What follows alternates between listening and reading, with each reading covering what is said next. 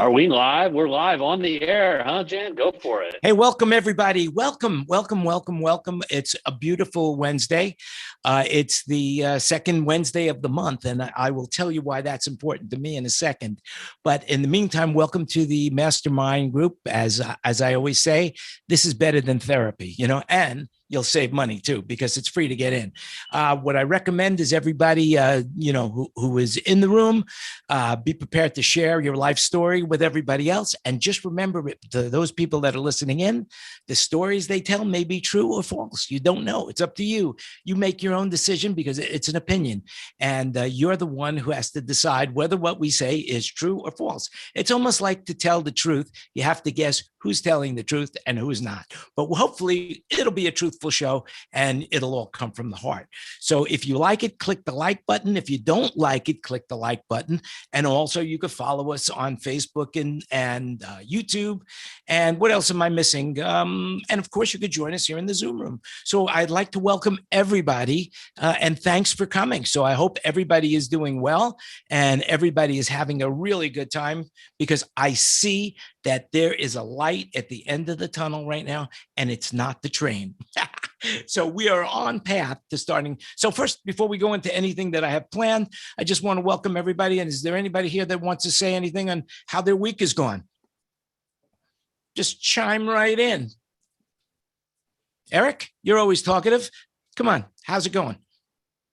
Well, I was looking for Jack Kevorkian's phone number earlier today, but I didn't find it. So I guess my week is going to continue. There's definitely some activity. AEG New York has basically said nothing until September. Live Nation, at least as far as Jones Beach, has said maybe August. So there are things happening.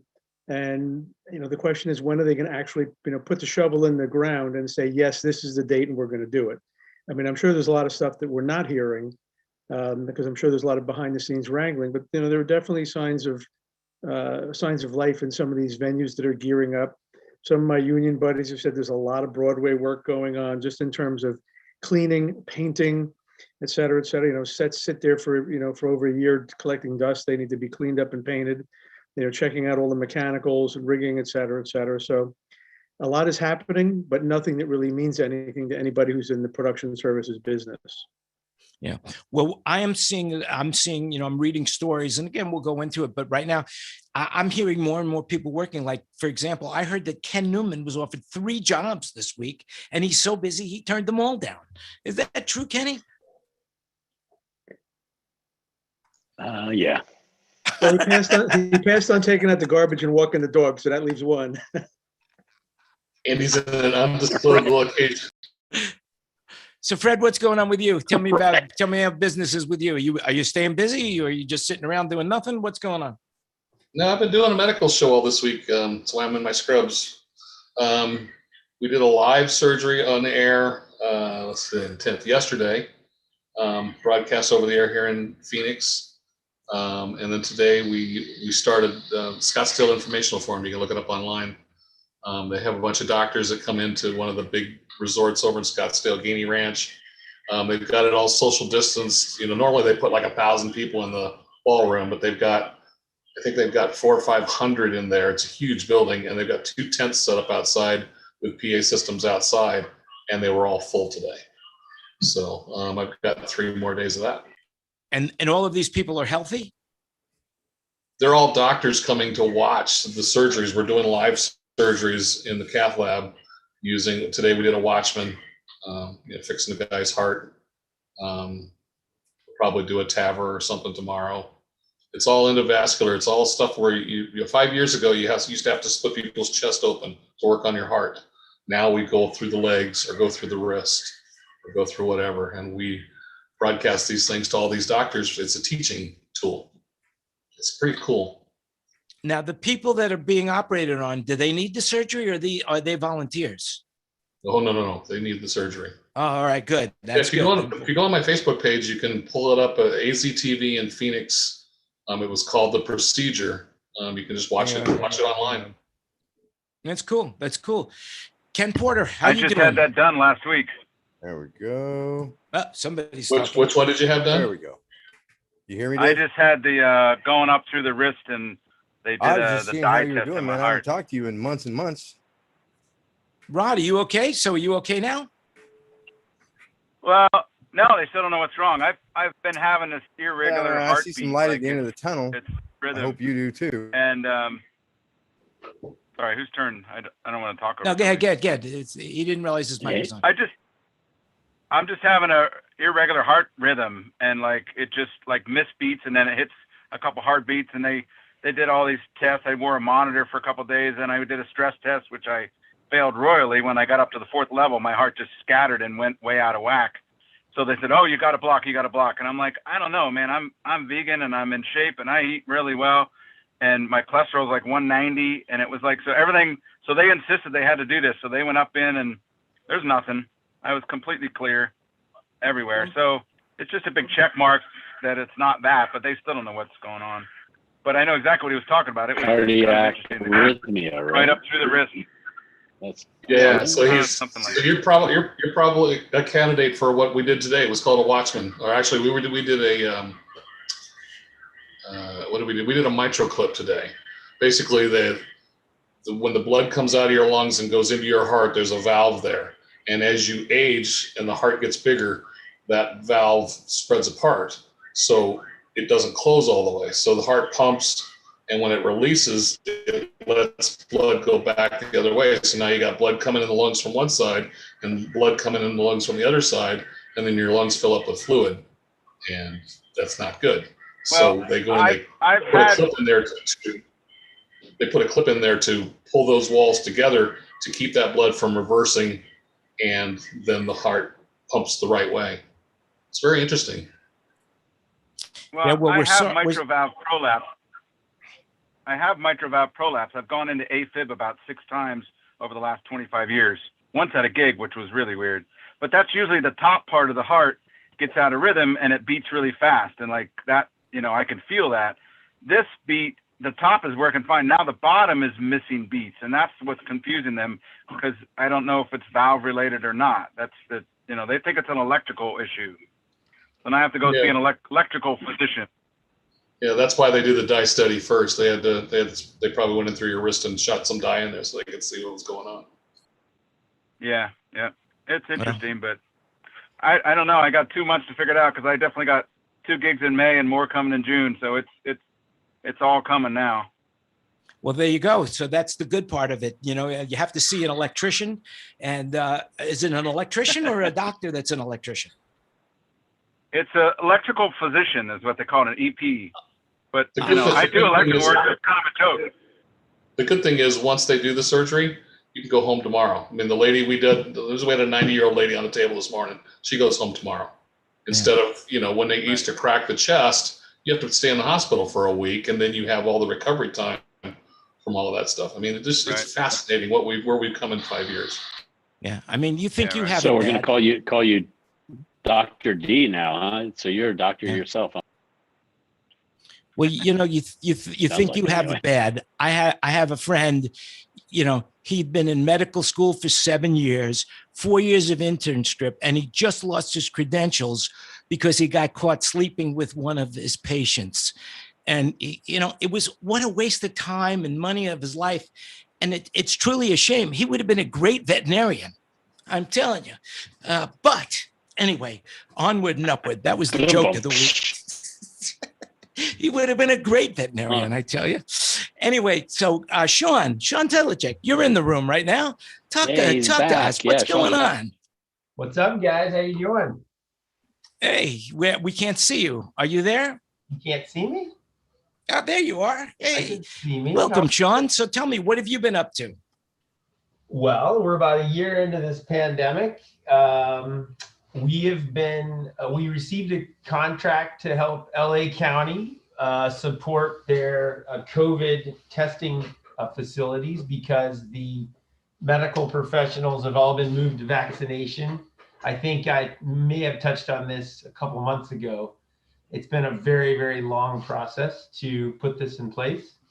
We're pretty excited about that. So we'll be onboarding about 75 crew guys and lighting guys and sound guys, and putting them in PPE and issuing them first ID cards that they're frontline workers. Everyone will get a vaccination shot.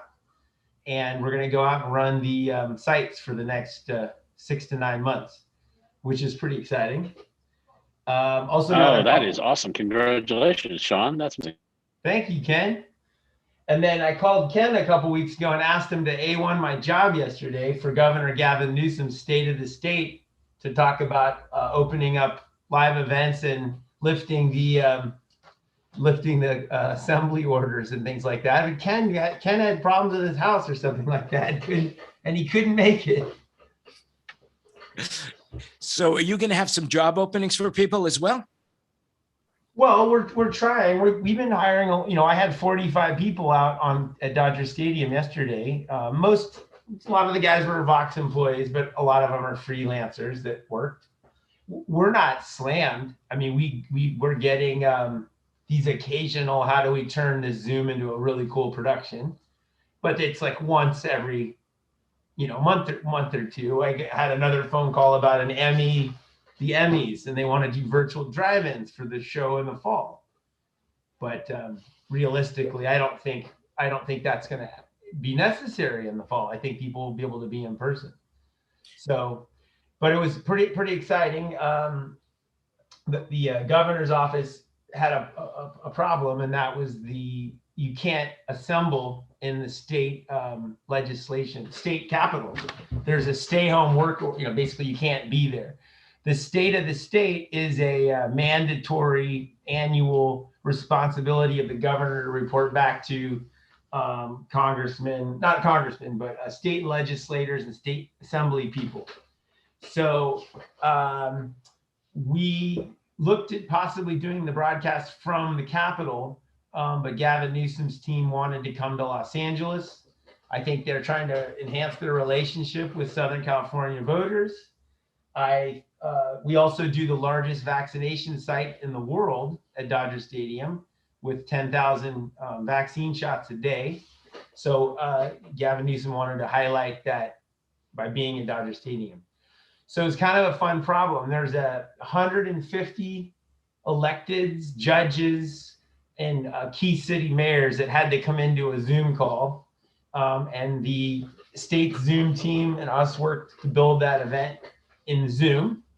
But we weren't going to allow anyone in person to be on this, what I call live soundstage, except the governor. He was the only person permitted.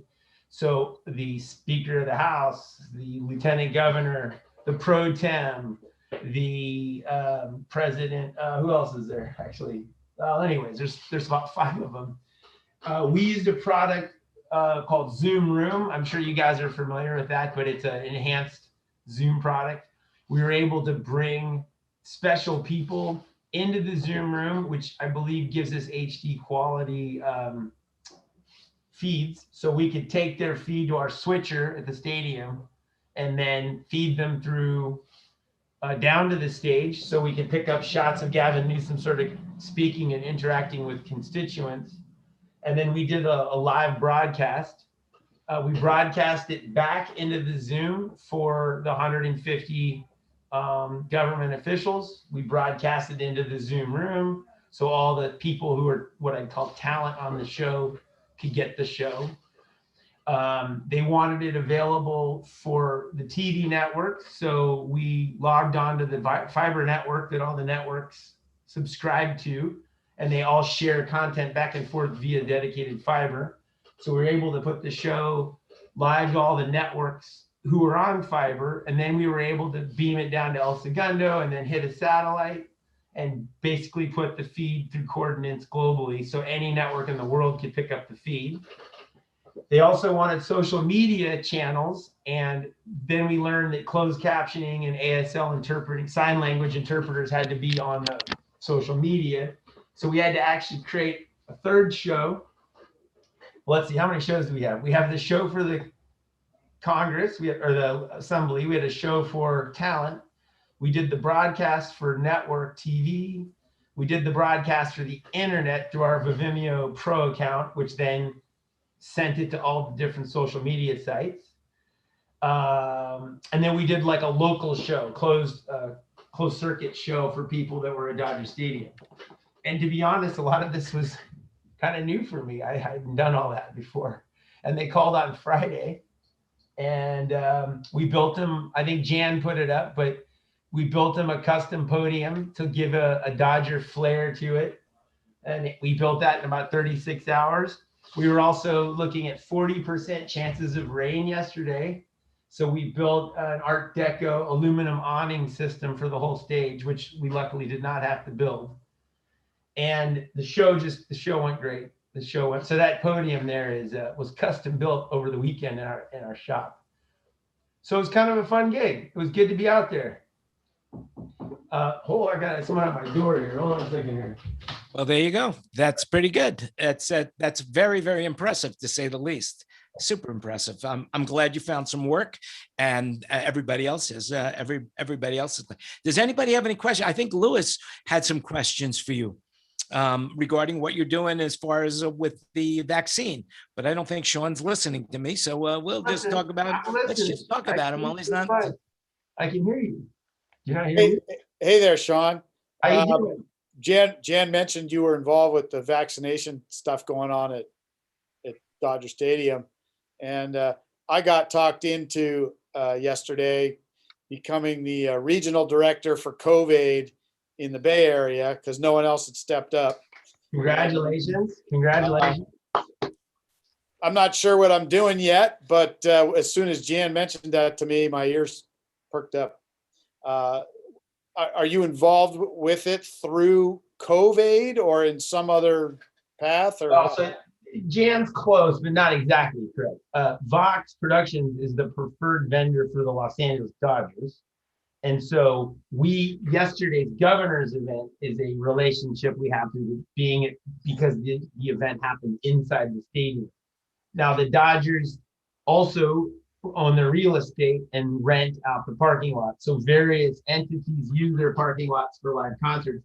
In fact, there was a concert in the vaccination site, I believe on Monday, and we were not involved with that. That was an independent production that came in as a benefit event. It was a benefit concert. But we don't work on the vaccination sites. There just happens to be a vaccination site where the confusion there is because the medical workers are all being pulled away from COVID testing to do vaccination. Because when you stick a needle in someone's arm, you got to have some kind of licensing.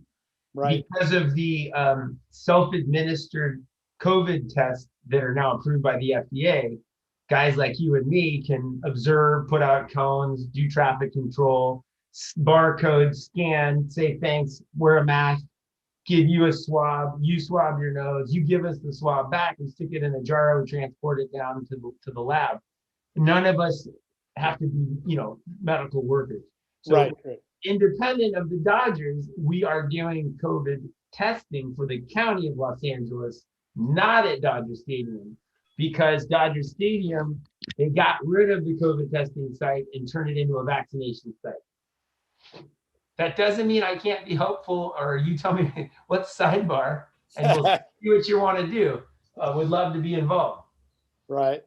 Okay. Well, I don't know yet. The initial thing that I was told to focus on is trying to make the introduction between here. There's some mega sites already, like Oakland Coliseum.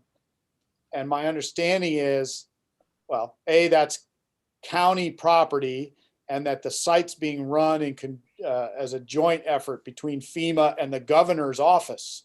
And that was the other thing. When Jan mentioned that you had some relationship with the governor's office, that also caught my attention. But sounds like it was a different relationship than. Well, we've all got relationships. Just let's sidebar and I'm happy to help any way we can. Yeah. Okay. Sounds There you good. go. And you heard it here first. Just remember, it's an opinion. May be true, maybe not. May not be true. You never know. From what I understand right now, that the president just made a deal for $100 million vaccines from Johnson & Johnson, 100 million, where Johnson & Johnson and Merck will be combined together and providing 100 million doses of the vaccine. And my understanding right now is that they're vaccinating people like crazy, something like 2.2 million people a day. And I think it's up to like 24% of the country. Now, does anybody have any idea when we're going to get to that herd immunity aspect of it? How many people need to be vaccinated before we can all mooing, go, moo, I've been vaccinated. Nobody. Good. I'm glad. We'll make this up then. All right. Yes, I'm gonna just guess that it's about 200 and something. I mean, 2 point something million people have to be 2 point something billion people, because there's 3 billion people in the country, right? 3 point something billion people. Oh, So it has to be 70% of that. 70% is what I keep hearing. Yeah, 70% is the key word. So 70%. So if we take 70% and apply it to the total population of what? 350 million. Yeah, something like that. Well, but you have to discount children, right? Because the vaccine is not administered to children. So you have to pull that number out. Yeah, so anybody know those weird numbers? Well, right now, from my understanding, 93 million doses have already been administered in the United States based on the CDC.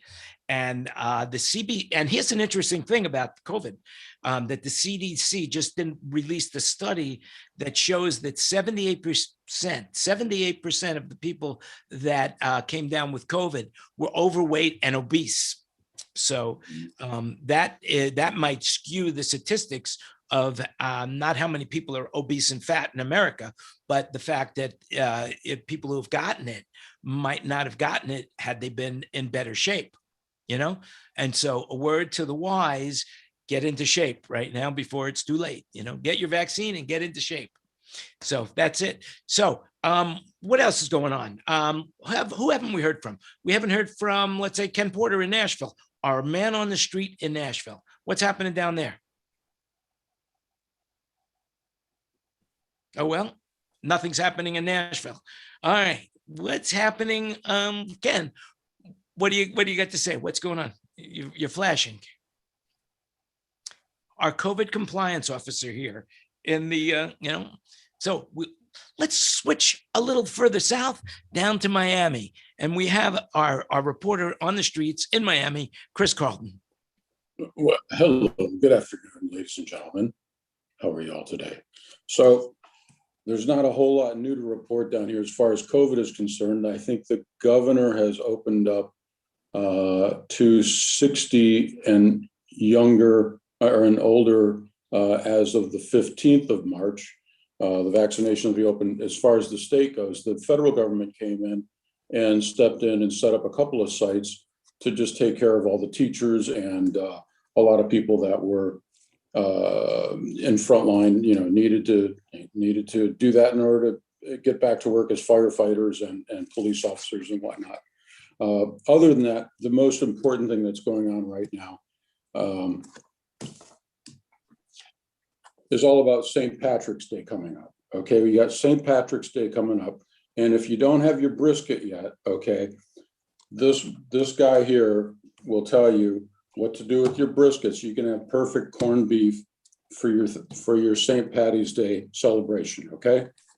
There you go. Now, Chris, am I not correct? Is that the America's Cup is going on right now?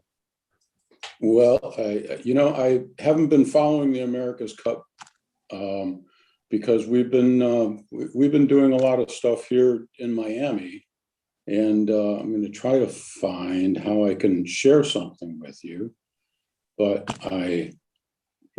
well, anyway, while you're doing that, isn't the America Cup in New Zealand? Ken Porter, can you answer that? Google. Ken Porter's not talkative today, whatever reason. It must be that haircut. Yes, it's in New Zealand. So anyway, and here's an interesting tidbit of news, which I just picked up from Polestar, that New Zealand has opened it. Basically, they've opened up their concert market. And so in response to that, New Zealand's successful response to COVID-19 with no social distancing, a band called 60s. I've never heard of them, but they must be very big in New Zealand, where people are so desperate to get out that they sold out the Sky Stadium at 32,000 people with no social distancing. And the health officials down there wanted each fan to have their phone installed with a COVID tracer app and have their Bluetooth feature turned on, so it would allow the health authorities to track infections and inform users. And it went off pretty well, except towards the end of the tour, because they went on tour. And in their final show, it turns out that thousands of phones went off, and they had an outbreak of COVID. And of course, Auckland then went into a 10-day lockdown. Oh, So no. we'll throw that in. We'll throw that link into the show notes as well. But it was a good sign that things are coming back. Now, what do you want to share? They had to postpone some of the races because of that lockdown. This is what we're doing here in Miami. Wow, that's cool. Yeah, I'll try. Beautiful. I can't get a video up for some reason. Okay. See if I can do that anyway. Now, did you take that video? Yes, unfortunately. I wasn't one in the boat. I was one on my boat looking at it, watching them going, how are these guys going so fast? Yes, how are those guys going so fast? You know, I think they hire the dolphins, okay, to get underneath the boat and to pull it along and push it along. I think that's what's going on. They got fish underneath there. That's what's going on. You think it's the fish that are moving it along like the dolphins? Absolutely. You know, they listen, I think they found, I don't know, was it 50 kilos of cocaine off the coast? So there's a lot of energy in that water right now. You know, I'm not sure how that translates into sailing, but you know, we try to keep it all above the water. The fish must be very tasty in that bay. You got to fry them fast. Now, Ken, you had a question. Ken Porter, I think you're back. Yeah, I'm back. Okay, so tell us now, what was the question that you had? I was noticing the other day while watching the race that there was a race that was running like the wind speed was 20 miles an hour, but the boats were running close to 30. How can you go faster than the speed of the wind? The only thing I can figure is lever action, and they're up on the one fin, but how can you do that? You're doing that by you've got two sides to a sail, and the wind is not pushing you because they're not sailing downwind. They're not. They're sailing at a close reach, and because of that, it's acting like the air on a wing that can lift up a tremendous amount of weight, and it's just air on a wing. So you've got forces on both sides of the wing, or the sail in this instance. It's all about the shape of the sail and getting the shape correct. And you shape the sail according to not only the speed of the wind, but also how high the seas are. And if you have to power through the seas, or if they're flat, you can ride on top and get more speed out of it. And it also has to do with the courses that they lay out.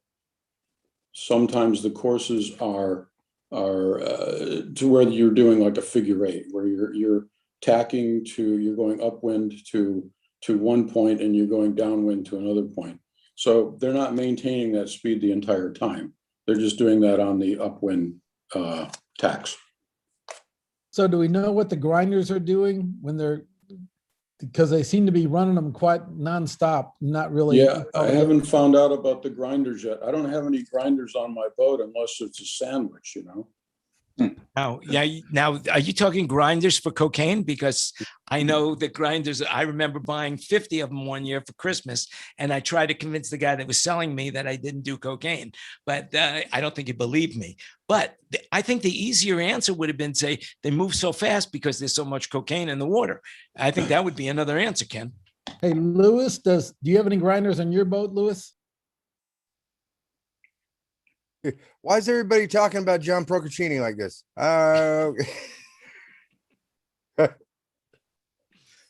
So who else has a boat in the room? Okay, there we go. Lewis lives on a boat, doesn't he? I don't know. I don't know if he does or not. But I don't think Lewis is on anymore. Okay, Lewis must have popped off. Yeah. And then so anyway, so has anybody, I guess the big news is, before we get into anything else, is the stimulus package. I mean, $1.9 trillion, is that it? Or $1 billion, or 10 million zillion dollars? It's a figure that you can't even wrap your head around. It's so big. It's such a massive amount of money. But the reality is that does change things for us in our industry. And what that changes, because now not only are you able to get some PPP, but you could also get some SVOG. Eric, do you know anything about that? I know a lot about it. All right, talk about it. There was an amendment made to the rules of who qualifies, and number 16 came out, and it expressly prohibits sound, lighting, staging, and related production vendors from getting a penny. It's carved out in black and white. And myself, Mike Strickland, and a few others have been pummeling people with emails. I sent 40 Federal Expresses yesterday to between the SBA, senators, congressmen, et cetera, all saying, politely, this is fucking bullshit. And what we really need is to get everybody on this Zoom, start sending at least 1 or 2 FedExes to Barbara Carson, who is the head of disaster relief at the SBA, and just let her office have just truckloads of FedEx envelopes, because they don't look at their email, saying we need help. And a big part of the challenge is that this is, first of all, by not doing it, there's how many people in the millions in our industry are just going to be sitting on unemployment that would otherwise not be on unemployment. So it's going into one pocket for another, and they just don't seem to get it. Mike and I and a few others, last week had sent the same messages, and Mike had gotten some very good information, and it seemed there was some traction that was being gained, and then that amendment came out. But when they write these, something like that, one amendment, it probably took them 2 weeks to get enough lawyers to look at it to write that 2-sentence piece. So what was the reasoning behind that, Eric? Did they say? They're just simple. They just say we don't qualify. We're not venues. And the facts are, and this is as I've read them, venues make up 8% of the entertainment ecosystem. 92% make up the rest of the ecosystem. Yeah. And if you read the grant and what it says, all of those people that it says you have to bring back in, a couple of management people, yes, they deserve to get paid. And the issue, of course, is every venue needs relief. There are none that don't need relief, but we're part of that ecosystem. So when they say you're going to hire back, one sound guy, one lighting guy, what does that do for anybody here? Unless you're an independent sound person and you work at a venue, well, then that's great. It does nothing. Forgetting lighting, sound, staging, you can go on down to backline buses, trucks, and all of the other people that if one of those industries within our community dropped out, we would all be fairly well shit out of luck. But there's also, look at the labor providers. There's the IA, and there's all the providers. Rhino Staging's down from 11 offices, I think, to 4. You roll a stadium show into their town, you need 200 people to put it up. There's going to be 20. These people have gone on to other jobs. So that's a huge problem. The eviction moratorium is going to end. There's millions of people in the industry are going to be getting that notice put on their door. The foreclosure notices are already flying all around because the year moratorium is up. The year forbearance is up. So the way to cure it is to literally just beat the snot out of Barbara Carson and anybody else anybody feels like writing to, including their own senators. Emails are great. We should send emails, but write the letter, put it in an overnight envelope, and send it to the SBA headquarters to Barbara Carson. Well, I think I have some good news for you, Eric, because I just got an email from Michael Strickland, and I will read it, and maybe I'm reading it wrong, but the new American Rescue Plan of 2021 just passed the House and is on the way to the president to sign. It should be law by tomorrow. State amendment, Senate Amendment 891 was included. This amendment will allow entities to accept PPP and then later accept SVOG. This refers to the first and second round of the newest PPP. The amendment nullifies the box you checked on the PP form stating you will not apply for SVOG. So now you can take both the newest round of PPP as well as later take the SVOG if you qualify. That is a great relief for many of us. So if you haven't seen that email, it just came in your inbox. So I want to tell you, your FedEx is working. Jan, Yes. that only benefited just the few venues that are going to get the SVOG for in case they accidentally check the PPP. Now, I have 2 venues. I have a fixed lighting system. I have a fixed sound system, and I do live music on a portable stage. I do not have a box office, and I don't have fixed seating on the ground. I have an open format venue. I am not going to get the SVOG. Even so 2 of my venues do not qualify for this. So whoever said 8% of the industry is going to get this money, I bet it's 2 or 3%. I feel like our entire industry's completely been absolutely cut out. And I've been trying to read deep into the Biden $1.9 trillion package, but what's in there for any of us? Well, if you have children, you're in luck. And it's a reason for us to have children, because from my understanding of what I just understood is that there's going to be a child tax credit for millions of parents could get up to $3,600 per child, from 2,000 to 800 billion in the benefits.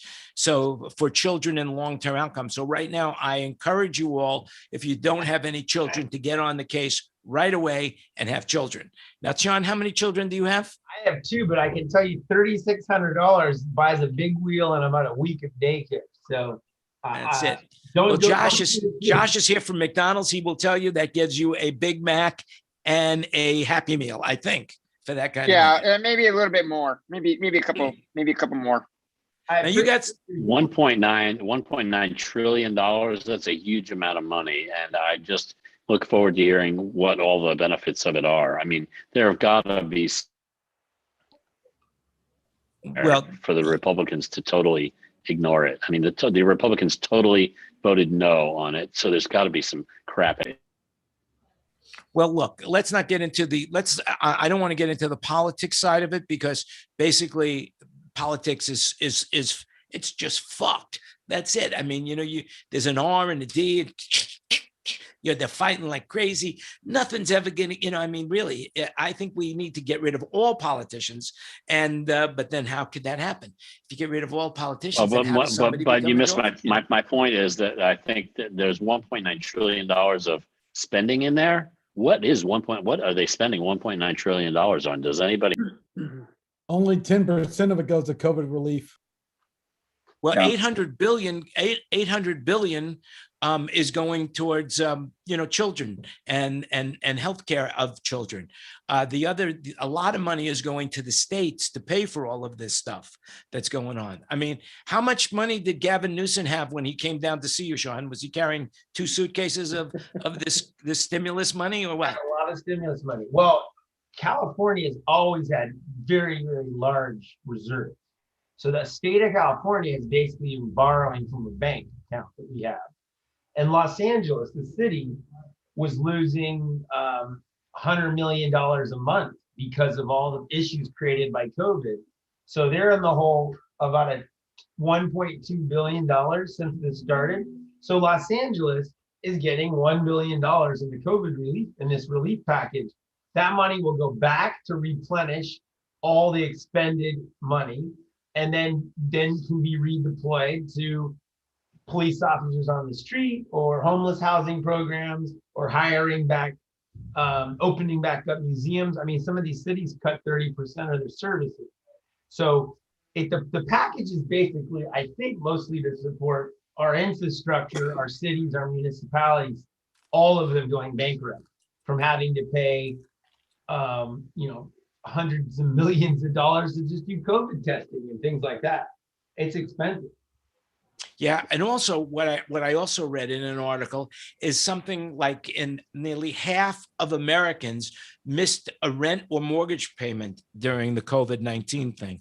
So and I think some of that money goes to help those people who have missed payments, and also for student loans. I believe that also is another thing. Plus, they're paying for the vaccine.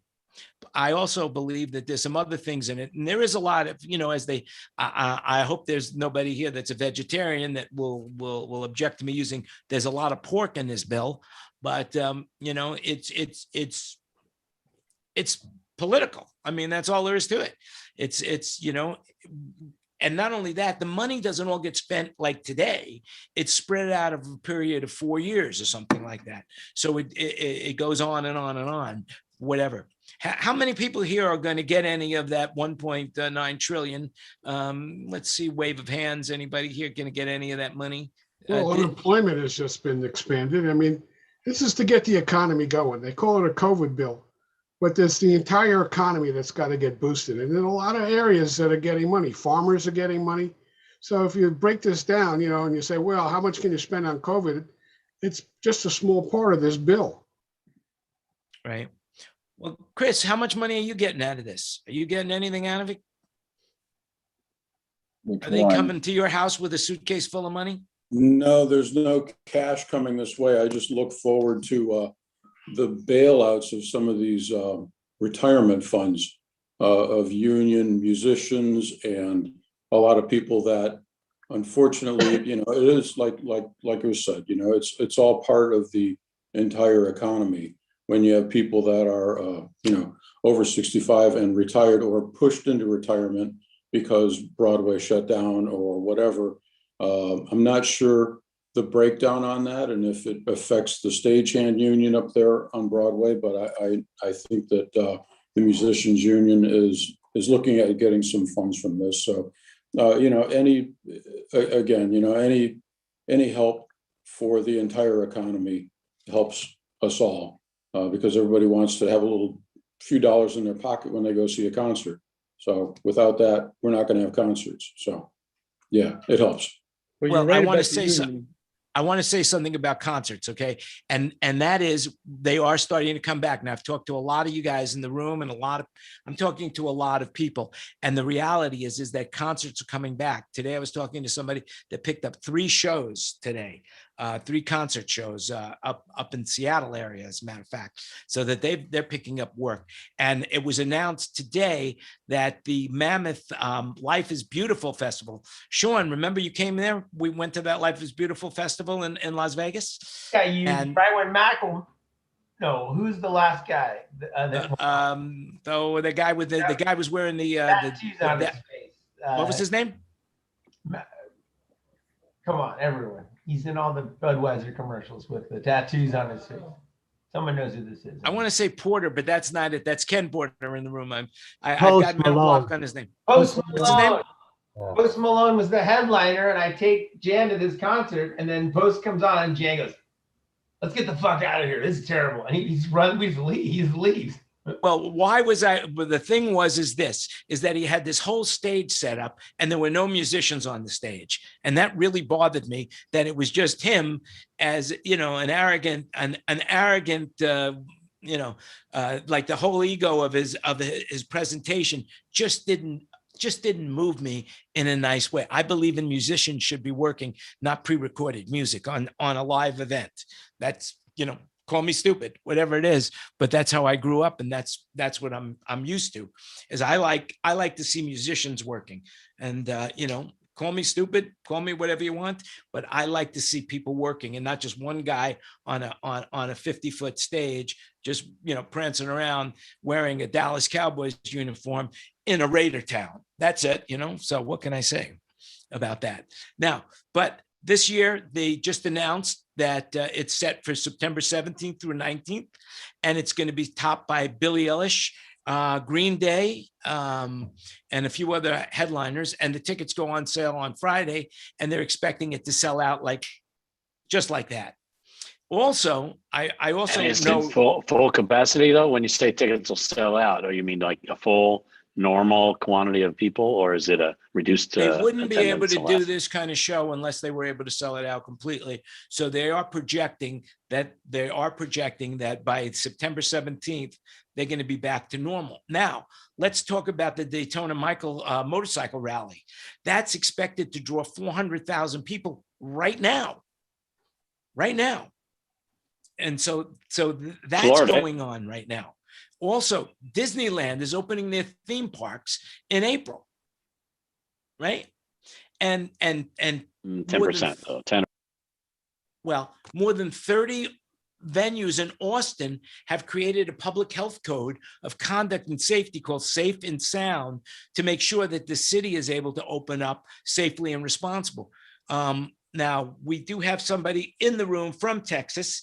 Michael, what do you know about what's going on in Texas right now? I don't know anything about that per se. I'm sure that's something that's being pushed by Southwest guys. Now, ladies and gentlemen who are watching, this is for the first time we have heard some true honesty when he says, I don't know anything about that. That is amazing. What kind of show do you think I'm running here? Make it up, man. Make it up.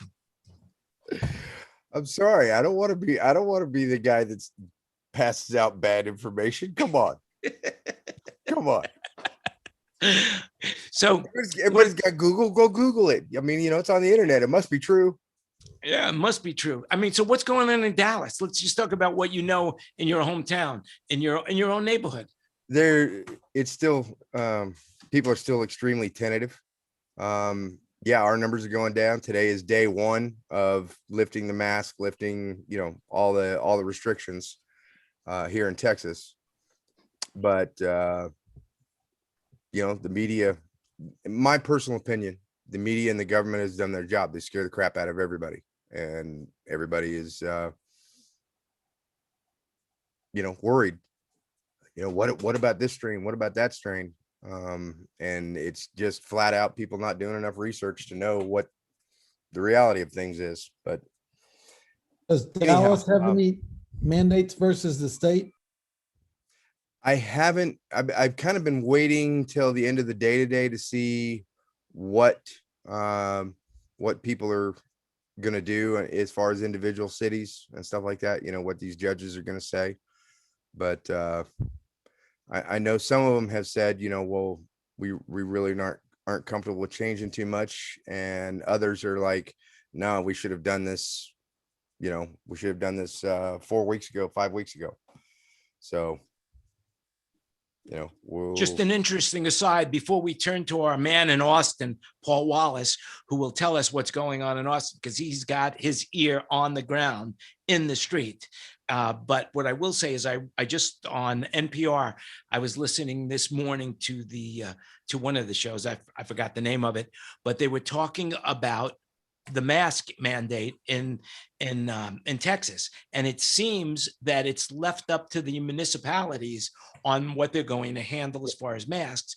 But the individual stores and the individual restaurants, they were talking about how it's going to be up to the individual owner, the individual entrepreneur on whether or not someone can come into their facility wearing a mask or not wearing a mask. Right. Now, and this being Texas, there are plenty of people here who do what they want.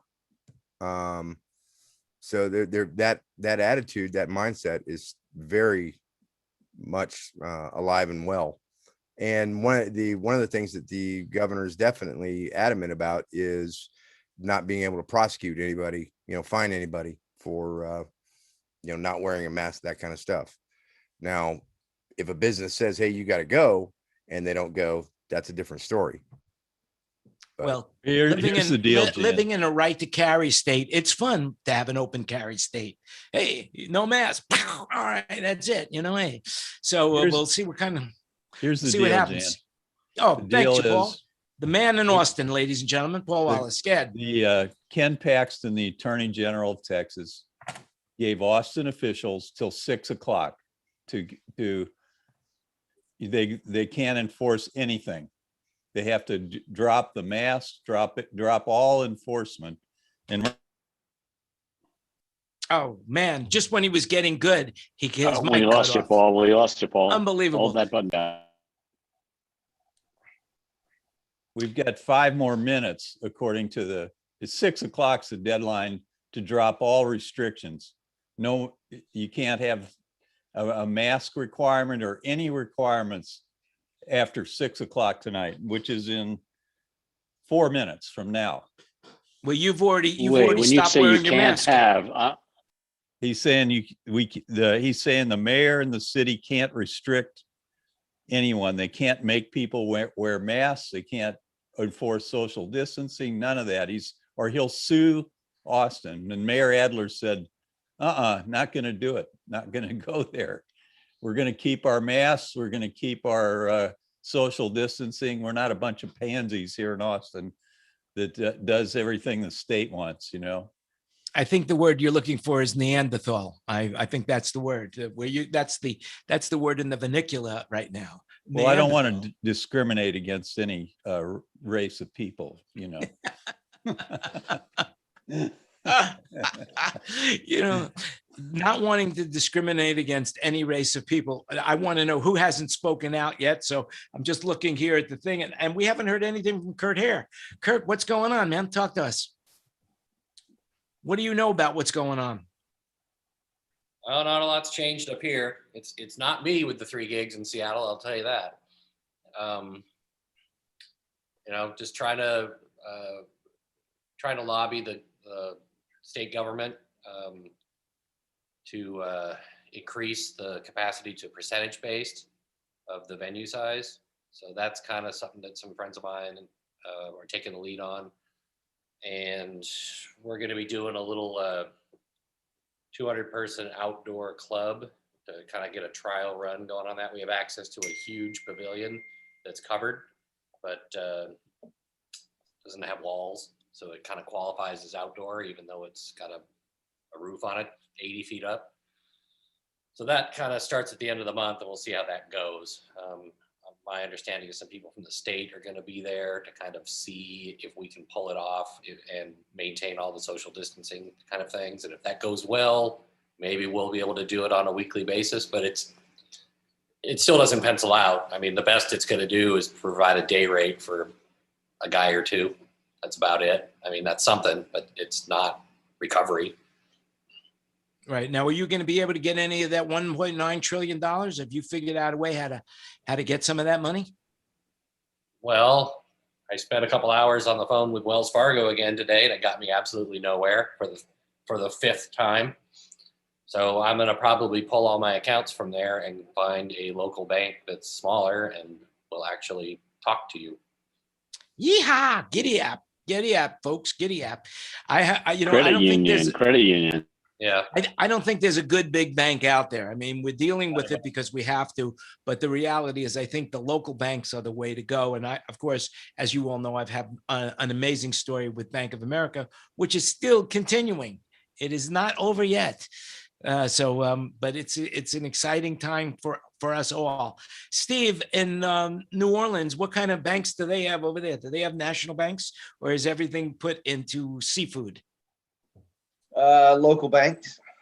What's going on here right now is that I heard today that 16 years of age and up can now get the vaccine if you have some sort of immune issue. And get married? 16, they can go get vaccinated and married at the same time? That's always been the case, right? Okay. Yeah, and venues, I believe, are limited to now 250 people max with social distancing and, of course, mask. So nothing's really changed there, except it went from 75 to 150, now to 250. So it's opening up a little bit. And that's pretty much it, you know. Mm-hmm. That's it. Chris Prozio, what's going on where you are up there? You're by Sacramento, right? What's happening there? It's raining. Did Governor Newsom come over to your house after the event last night? No. The governor and I are not on speaking terms currently. No. No, it's same old. I mean, for at least on the manufacturing side, we're starting to see some upticks in things. Definitely seeing the same thing you guys are as far as people booking shows and talking about needing gear. And if everything hits the way, if everything hits the way it's being billed or booked, there's not going to be enough gear in the country to do all these shows. So it'll be interesting to see what happens as we get into the August timeframe. I'm looking at August, September, when most of this stuff will start ramping back up. Mm-hmm. I would agree with you completely. What I am seeing right now is a lot more phone calls, a lot more activity on used equipment, both buying and selling. And the reality is I see a lot of people now starting to really question what kind of gear is available to them for them to purchase the used gear. And I'm thinking that what's going to happen right now is that the used gear is going to start evaporating. People are going to start holding on to it. The used gear market is going to really shrink, and it's going to force the new gear industry to get motivated.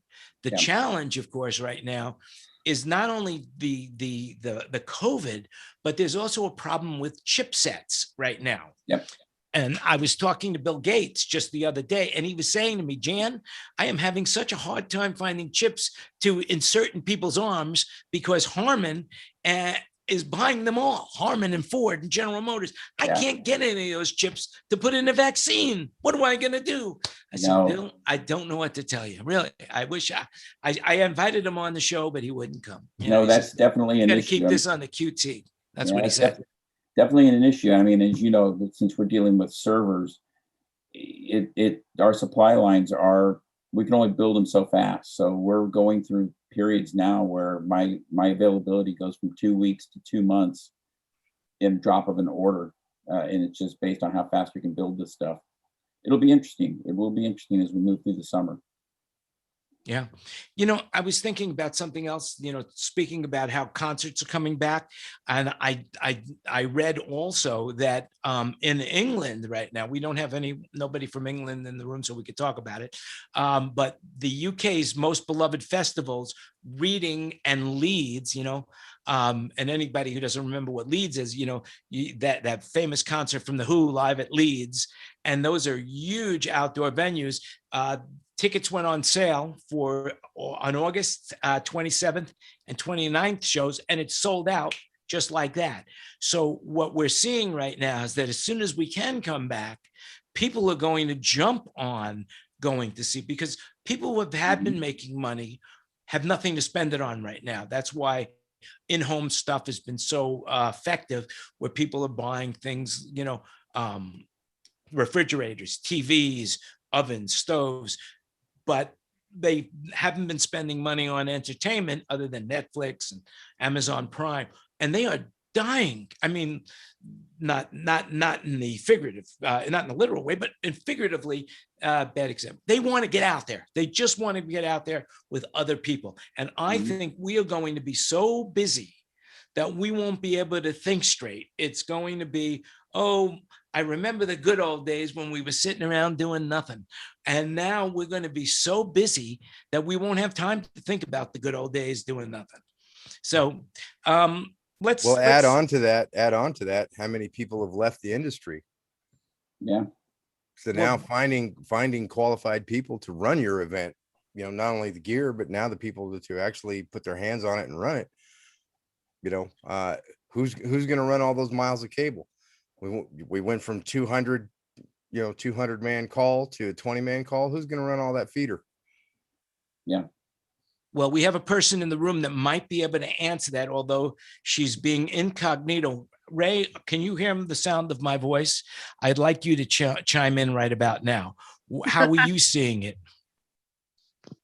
I'm pretty much seeing the same thing.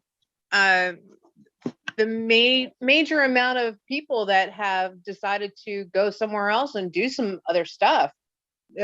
Your crewing companies are low on phone numbers at this point.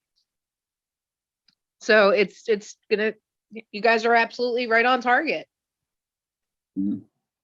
Now, what about that $1,400? I mean, do you think that's going to help the people in the industry? Do you think that $1,400 that everybody's about to get, do you think is that going to help? Well, first of all, not everybody's going to get it, right? Right. Yeah. Well, let me just put it to you this way. Okay. So what is it? It's if you make under $75,000, is that correct? As a single individual? Yeah. If your adjusted gross income is less than 70 or 75 or less, you get the full 1,400. And I think, and it graduates from there to what? 80. 80. Yeah. They capped it at 80 this time. It's really short. So here's a secret for you people, just so you know. If you're curious to know how much somebody makes, in a couple of weeks, asking, hey, did you get the 1,400? And if they say, yeah, you know what they made, last year, yeah, that's it. Or at least the under.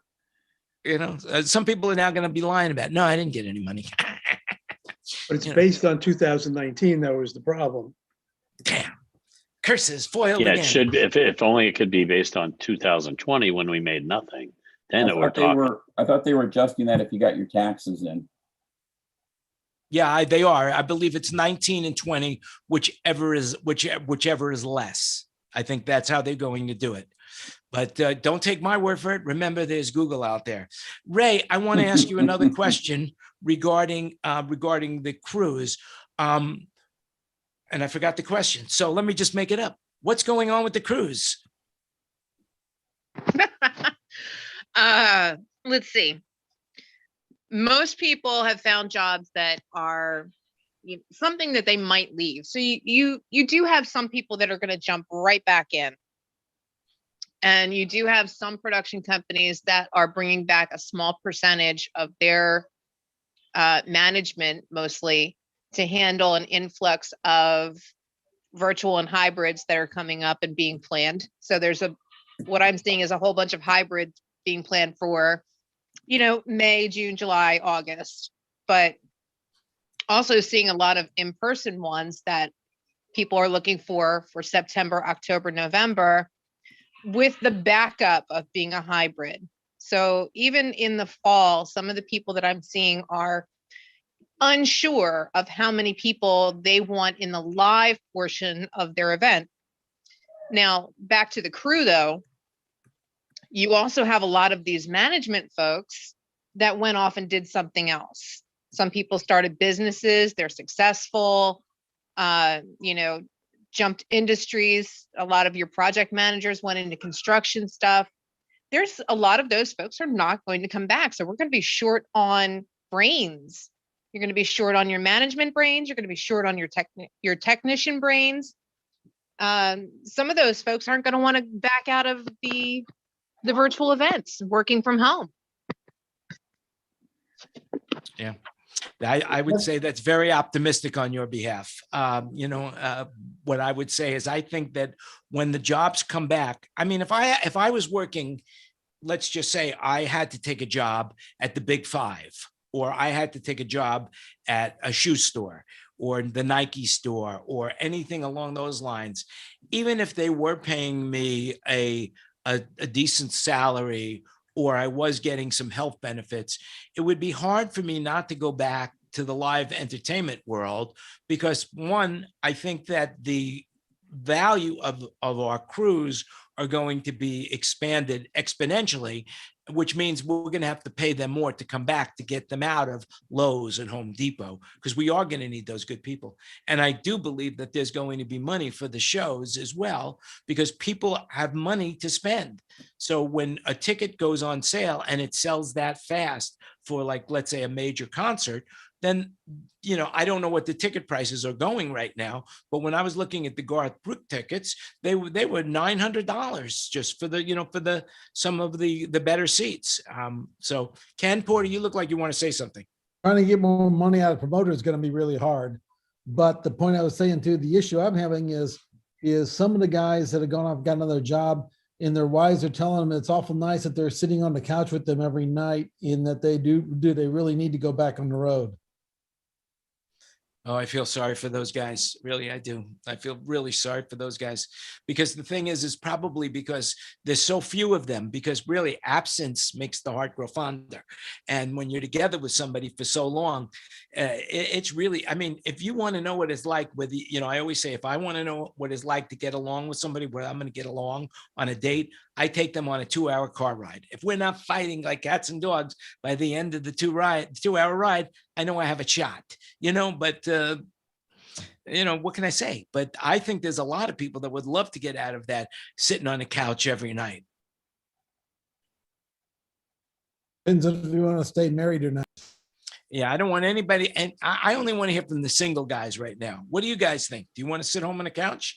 If you were married, make believe that you were married, don't you think you would want to still be working and going out and doing what you love to do? Isn't that the part of life? Oh yeah. Thanks. Well, Ray, I think, what about you? I think actually divorce is up higher than ever because the families have been together. So the relationship that worked got better, but the ones that weren't working because they were separated all day, it's gotten worse. Now they realize they don't like each other. Yeah, I mean, it could be very difficult to be in a confined space with someone, but they always say this, that financial problems are what breaks up marriages better than anything else. And to combine, to be stuck in a place with somebody and not have any money, that also has to compound the problem, don't you think? Yeah. Oh yeah, definitely. Yeah. I've had several people that have gone off to become home improvement contractors and making good money doing that right now. Yeah, but I don't think I'm sure that if it came back to doing shows, that they would say, yeah, this is what I want to do. I mean, who in this room wouldn't want to go back and do shows right now? Every one of us would want to do shows.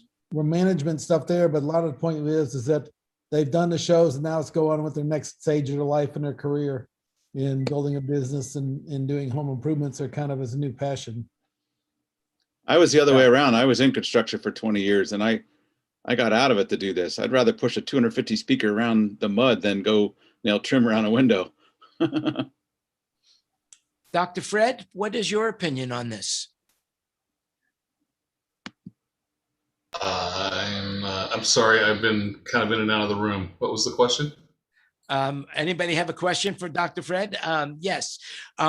We're going through, sitting on the couch for all these months, 14 months, and now some of us think that it's probably going to be very hard to get off that couch. Your spouse is not going to want you to leave to go back out on the road or go to work in the chosen profession that you chose, rather than staying at Home Depot, whatever. Luckily, my wife doesn't care. I've always been a freelancer, so being on the road she actually likes me to go. My wife. By the way, I got my backer's copy yesterday. Oh, that's cool. I have my name in here. Very, very cool. Yeah. I'm sure if I was married, my wife would pay me to go out on the road.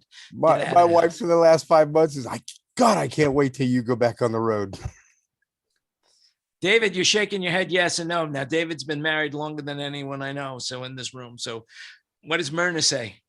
Well, we get along great. We just are having a great time together. At the same token, I'm ready to get on the road. But I don't go on the road on long tours. Working the headline entertainers, you go out and you come back, you do a weekend here or a week there.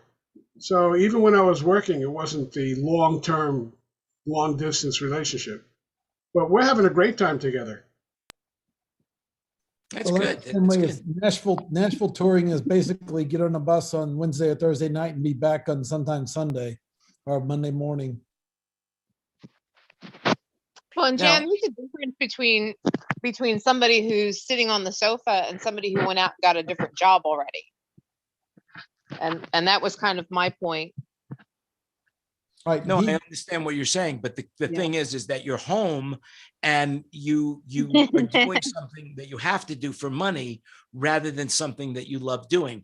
I don't think anybody who has been on the road and goes to work at a shoe store is going to love selling shoes. Maybe I'm wrong. No, I think I agree with you. But there are some people, many apparently, people that have pivoted to professions that they now adore. So how many is the question, right? Exactly, Ken. Thank you. And I also have the ones that are worried about how they come back, whether it's going to be long-term or whether it's going to be, whether we're going to have a crash and burn come the fall and it's only going to be a few months and then they're back into trying to do something else. Exactly. They have now to get the gamble on what they're doing here. Yeah. Well, I know one friend of mine, went to software development, and he when he posted that on Facebook, he said something along the lines of, "I'm tired of this, inconsistency of the, doing events business, and now it's gotten extremely inconsistent. I've had enough. I'm going to go do software coding, and that's it. I'm done with events." Well, I still think maybe it's just because that it's my world that I feel that if I had the opportunity to go back out and do shows compared to working in a fixed location where I was helping customers come in and out. I don't think I would want to do that. Also, coding is a very lonely business, very, very lonely business. You're all alone when you're coding. And if that's that what your may be good for lifestyle- some people, hey, Right. everybody's different, as we know. So then, what's good for one person is horrible for another. And so if that works for him, more power to him, right? That's right. That's right. I mean, I know this guy. I know this guy that loved working in a clothing store. He's been doing it for years and years and years. And he specialized when people would come into the store, that he would immediately be able to recognize what size you wore. So it turns out that this other guy is, well, it doesn't matter. We'll tell this other one. Anyway, he loved doing it. He loved it. He just loved working in a clothing store. So that's all I could say. He wouldn't have been happy on the road. So, I mean, it happens. People do it, but there are certain professions that I don't think people really love what they do, but they're forced into doing it for survival. That's all there is to it.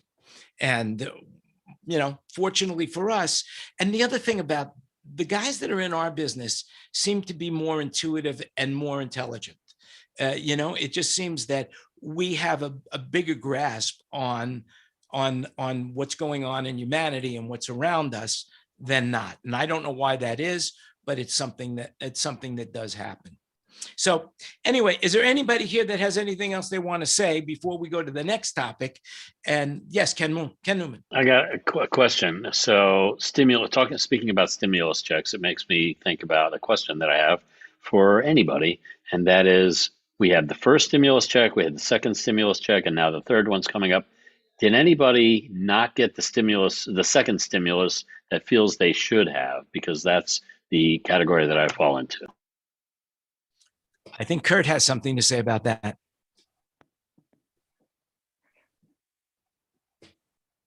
Kurt, are you still there? I am. Yeah. I mean, I didn't get any of them, and I don't expect I will. I think it's like I said, like was said before, if it was based on 2020, then I would meet all of those qualifications. But based on 2019, it's not going to work. But I had, my accountant's really good. So my adjusted gross income for 2019 was much lower than 2018. So I really felt like I was supposed to get something for the second stimulus check, and I got zero. And speaking of which, even my previous one, the first one that was based on 2018, the first stimulus check, I got $50 or something. So I got something from that first stimulus check. The second, I got just nothing, no deposit in my account. And if I go to that website where it checks your status, it just said we have a problem figuring it out. So I was wondering if I'm the only one that is encountering that. Ken, have you done your taxes yet? Not this year, but 2019, a long time ago. When I did my 2020 taxes, which got them done a couple of weeks ago, my income may have dropped down with my wife below the threshold. I ended up getting that stimulus money back as a retroactive, almost like a tax return. That's what happened to me too. I got that money back in my taxes. Yeah, so just keep that in mind. It's a deduction. See that money come back for not having received that. It's a deduction. Is that it? No. So you didn't receive it. You received $50 the first time and zero in December. What I'm saying is, when I did my taxes, they asked, did you receive any money? And I put the amount that I received on the first go around. And then, obviously I had nothing on the second go around. And then they said, well, based on this information, keep in mind that we will check this at the IRS. They put a big disclaimer up there saying, don't lie here, stupid. They said, here's your anticipated amount that will be added to your, basically a return. And how I got money back. Otherwise, I would have at zero, which is always my goal. I don't want to give the government any more money than I have to during the year. But because of that, I got a little bit of a return. Just to let you know. Interesting. Well, yeah, we'll see how that goes. Thanks. And I'm not a tax person, as Jen would say. Google it. I'm not a tax attorney. Right. Got It's just my opinion. It's just my opinion, and no one else's. And you know what they say about opinions. So hey, YMMV. so I want to add, we have two more things what we want to talk about, and then we're going to close the room, and then we're going to talk about everybody else. But right now, so the new feature that I wanted to talk about is our first job. Now, is there anybody in this room that wants to share their first job in the industry? The first job, well, it doesn't even have to, your first job. Who wants to talk about that? Somebody just got to chime up right now. Otherwise, I'll have to talk about mine. And I'd prefer somebody else talk about theirs first. Fred, you want to talk about your first job? Right out of high school, I went to work for Bourne's Magnetics, and my boss and I modified winding machines that wound 1/4-inch transformers with number 26 wire. It's like half the thickness of a human hair. And we would spin these things up to like 5,000 RPM to wind these little 1/4-inch round transformers and stop accurately every time without breaking that wire. That was kind of cool. And then my second job, I worked in a grain cleaner, barley, oats, wheat. My hay fever was awful. Fascinating. Fascinating. I think that is fascinating. There's so many different professions out there. It's staggering. It's staggering the mind. So, hey, David, what about your first job? I had a pretty cool first job. I graduated college as an electrical engineer. I thought I'd have the summer off to figure out what I was doing, and I got a call from my friend. Says, my mom talked to our neighbor and she got you a job. Great, what is it? Now here's the concept. Subcarrier FM was where Muzak was. It was if you have a mono FM station, there's still room in the bandwidth to transmit. So Muzak was one of the things that would go on Subcarrier. And this company decided that they were going to have a transmitter in every major city, and every plane that would land would get a news broadcast, a 5-minute news broadcast with a start tone of national, local, traffic, theaters, sports, everything up to the hour in each city. And they had a test market between New York and Chicago for the shuttles. There used to be 3 or 4 shuttles an hour from LaGuardia to O'Hare. And it was very competitive. So TWA put these receivers in their planes, and my company was the one that was creating this. And they had a UPI and a Reuters and a guy who read out the news report every hour for New York and Chicago.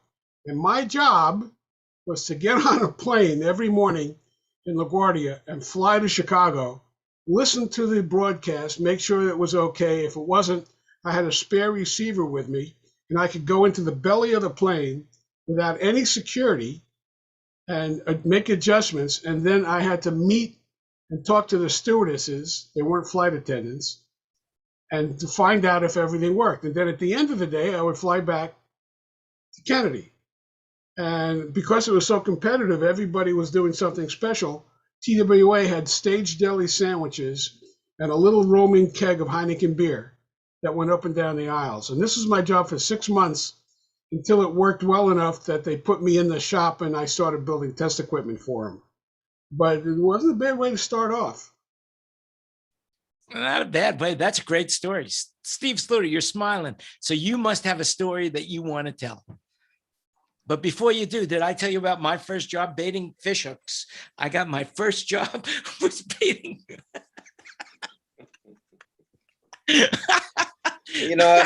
I can't remember my first job. I had so many of them. Probably my brothers and I putting on little fairs in our backyard, charging kids in the neighborhood to come in. It started my entrepreneurial, life way back when I was probably 7 or 8 years old. Newspapers, cutting grass, all that kind of stuff, washing windows, cars. Look at you now. Look at you now. Yeah.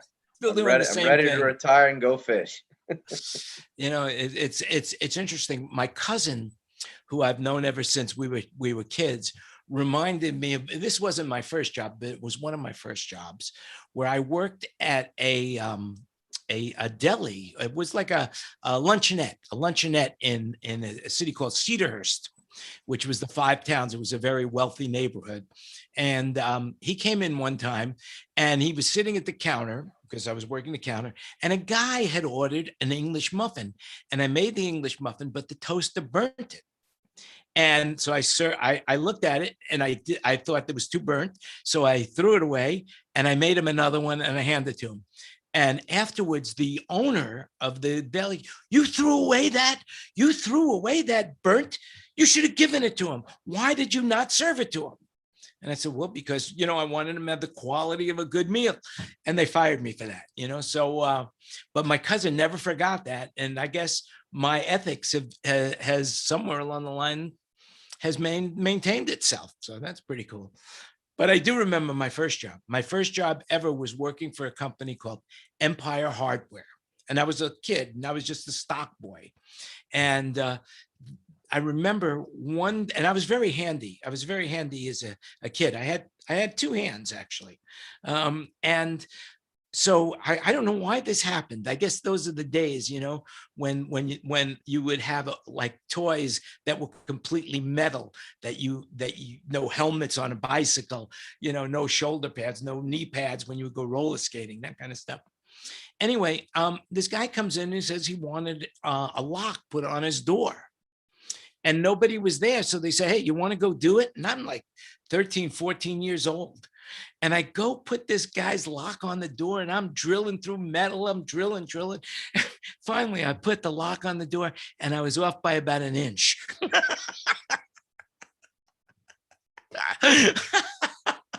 I lost that job too. Anyway.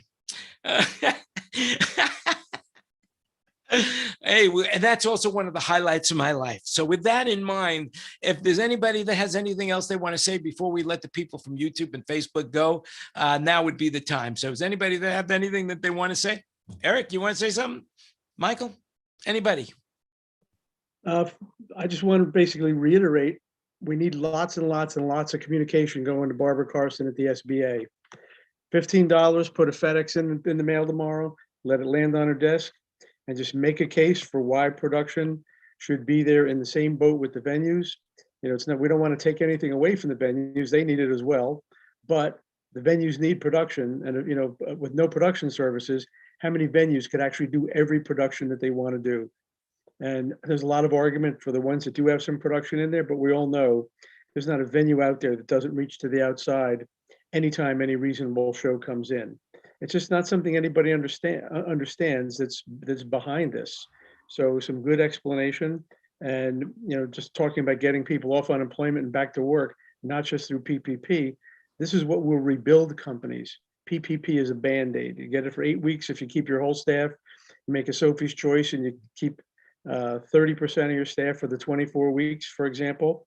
There's nothing good. I mean, not that PPP is bad, but compared to a grant for 45% of your 2019 income, that's what's going to let people rebuild, bring in new people. And just like we've talked about, so many people that have left the industry, we got to train new people. I mean, that's an expensive proposition when you're training people from basically from the ground up. And PPP is not going to cure that issue. Is there hard numbers on this anywhere, Eric? Something that we can refer to that actually shows the stats? Well, there's a great chart. Mike Strickland sent it to me. I can't remember who put it together. I wish I could. I can certainly find it. I could send it to Jan. He can send it to everybody. That shows, for example, how one show, like one arena show, for example, just on the production side, employs like 400 people when you start back in the shops with the design, truck drivers, bus drivers, et cetera, et cetera. It's a massive amount of people. And I wrote out the math exercise in the first round of letters and showed how this is like 31 million job days that are saved when, just by supporting these companies. I mean, the numbers are staggering. I can certainly, Jan can send you my email. I'm happy to send you an email with some data, or I'll send a bunch to Jan. He can send it to everybody. But the idea that venues are 8% of the live entertainment ecosystem That's been all over the internet for the last 6 months since this whole shuttered venue grant came up. And it's not to imply that they're smaller and we're big, because that's not the case. We all just do different things in the same sandbox. Sandbox is, It's just that I've seen so many articles lately that state things, but there's no factual data actually behind it. And at the end of the day, without the factual data, that's just an opinion. And I would much rather be able to send somebody, here's the study, here's the real numbers, here's what you're affecting here, and let them go from that. I'm going to put my email in the chat for anybody that's interested. Send me hate mail, send me some jokes, whatever you got, I'll take it. I'll send you what I have. And if you want to see an example letter, I'll send an example letter. I just want to be clear, this is not anti-venue in any way. We all need venues, but we also need festivals that are not included. We need all these venues that are built for a single production. That's all part of our community, and to have them left out is really, it's just the whole point of this. It is not equitable that only one group gets all this funding. And if you would have heard Mike Strickland's, when he was at the Senate hearing, he testified. Amy Klobuchar came on and said, well, they're going to hire back the light guy and everybody will be back to work.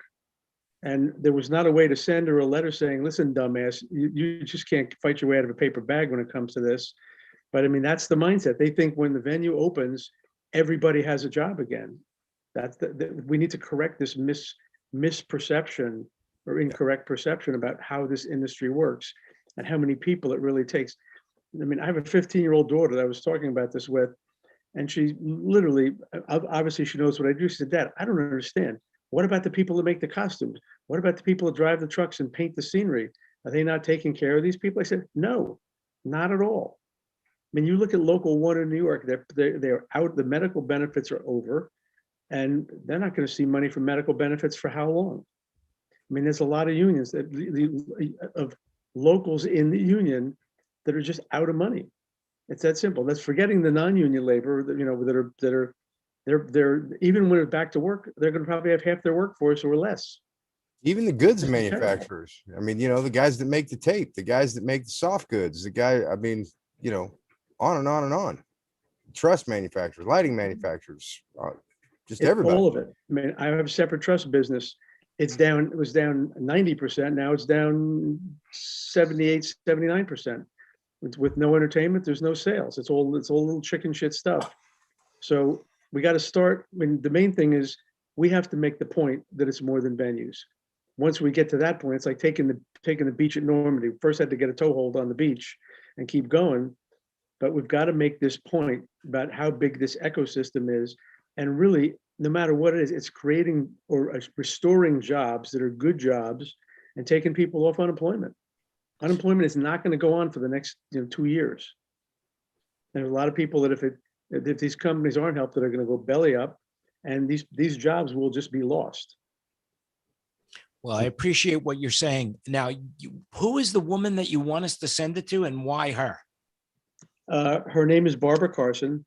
I think she is the assistant acting director of the disaster relief part of the SBA. And she is the one, and this is per Mike. I got it from earlier today, and I got it from a couple days ago, because he knew that I and others were sending these pretty much, very well worded but lambasting emails saying "wake up." But the grant is administered by the SBA Office of Disaster Relief. PPP is not. So we need to hit the probably should include her information and address in whatever it is you put out, Eric. I'll send. I'm going to send it to Jan. He's obviously has everybody's emails address. He can send it out if you want to do something. Please do. If you can't, I understand everybody's busy trying to do what they can to make a dollar.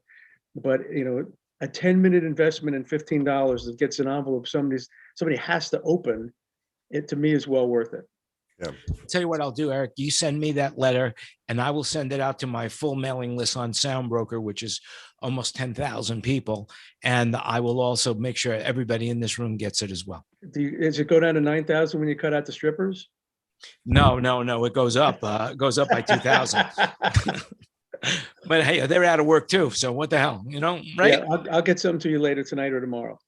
But And you'll with have that, it. This is an action right now. This isn't like a week from now. This is a right now.